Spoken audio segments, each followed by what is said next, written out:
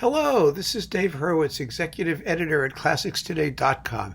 And now I want to talk about some orchestral transcriptions for the organ. This is a fascinating topic for me because if you saw my video about how we know that orchestras played with vibrato in Beethoven's day, one of the principal pieces of evidence is the fact that when composers made organ transcriptions of orchestral music, they always included the organ stops, which produced vibrato in attempting to imitate string sections.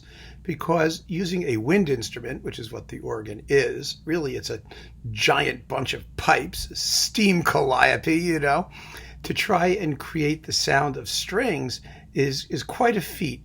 And organs were built in imitation of orchestras since Cavaillé-Coll invented the first string imitation stops in the 1830s in France. And throughout the 19th century, organs began to include more and more imitations of orchestral sounds so that repertoire could be performed on instruments in the absence of a full symphony orchestra. Of course, having an orchestral organ, as they were called, was a very expensive enterprise. So there weren't that many of those either. In fact, it wasn't until the turn of the 20th century that orchestral organs sort of became the norm in organ building, at least for a period. After the First World War, they began to decline again. And also home organs, which had, they installed the organ in if you were rich. I mean, you had to be rich to have an organ in your house. And these were real pipe organs. This is not a joke. And, the company would stuff pipes everywhere they possibly could, in the closet, under the stairs, all over the place.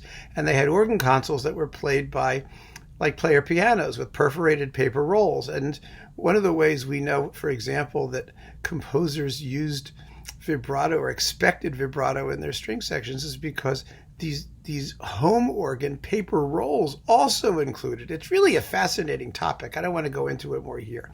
What I want to talk about is an extraordinary recording that displays the ability of one organ in particular to really fairly accurately, given what it is, imitate the sound of the orchestral string section using the tremolo and celeste stops, which are ranks of pipes which have been mistuned to each other to create the actual impression of vibrato. And if you have enough of them, if you can get enough of them and stick them all together and group them appropriately and stick them in what they call the swell organ, which has shutters that open and close that gives you dynamics so that you can play loud and soft, you can actually kind of get the sense of what an orchestral string section sounds like. And there is one recording that does this. It achieves this effect to an extraordinary degree, and it is this one, which I'm going to hold up here for a moment while I talk about it. It's called the Symphonic Organ, and it features, if you look at this beautiful instrument, the Newberry Memorial Organ at Woolsey Hall at Yale University, where I spent most of my high school years hanging out and listening to concerts and recitals. Now, the Newberry Memorial Organ is an amazing, amazing instrument. It is one of the last great surviving orchestral organs that exists in what is effectively its original condition. It was completed in 1902 in time for the conferring of an honorary degree on Edward Elgar in 1905, who visited at the time, and then enlarged in two stages up until 1928. And from that point on, both the hall, which is a fabulous orchestral hall, and the organ itself have been preserved in its original state.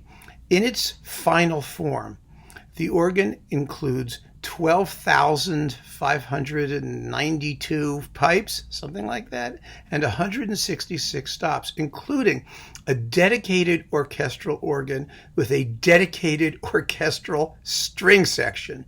So you can really hear what the instrument can do.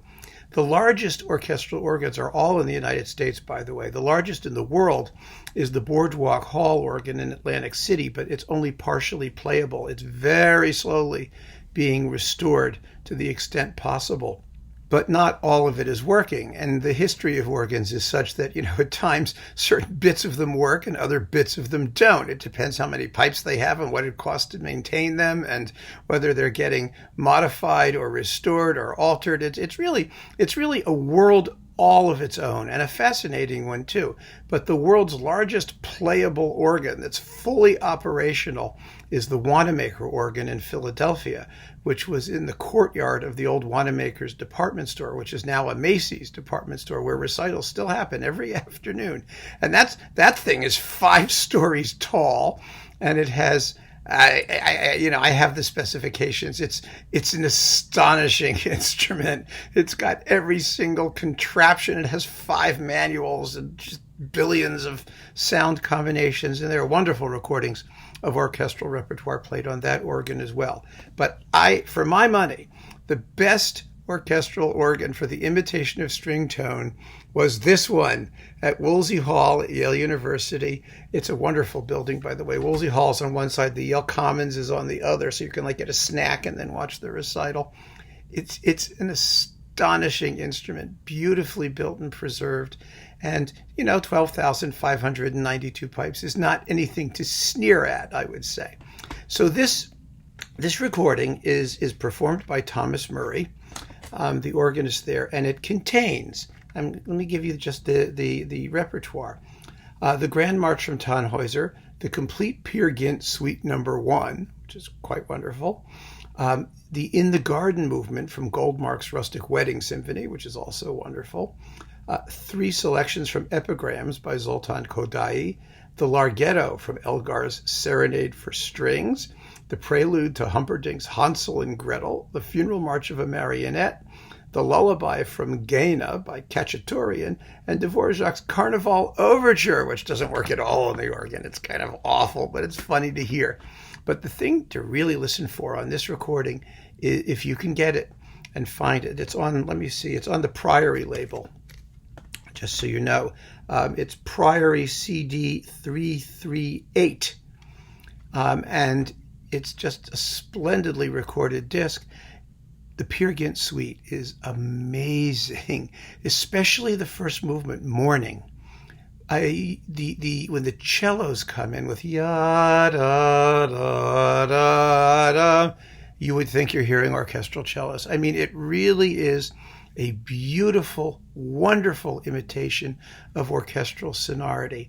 And so I just recommend very, very strongly, if you're curious about this, and it really is a fascinating topic once you get into it. I mean, organs and organ music and organ playing and organ people, it's like I said, it's a cloistered community. It's like visiting an alien planet. When I was researching it, you realize that it's just this very, very devoted and slightly batty group of people who are interested in this sort of thing. But it's an important and wonderful, wonderful little corner of our musical history and the history of orchestral music and the way that orchestral music must have sounded in the days before we had recordings. You could go and play your organ and imitate what orchestras were doing. And so we know, in general, what orchestras were really doing, going all the way back through the classical period. It's amazing. I mean, it really is amazing.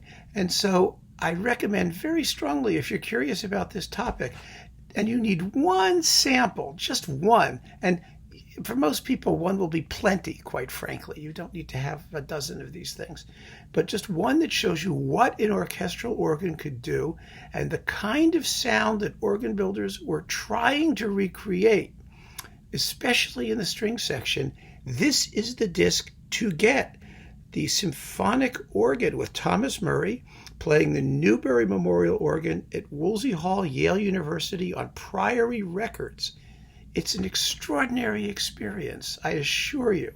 So thank you for listening and for your open-mindedness and curiosity. Enjoy.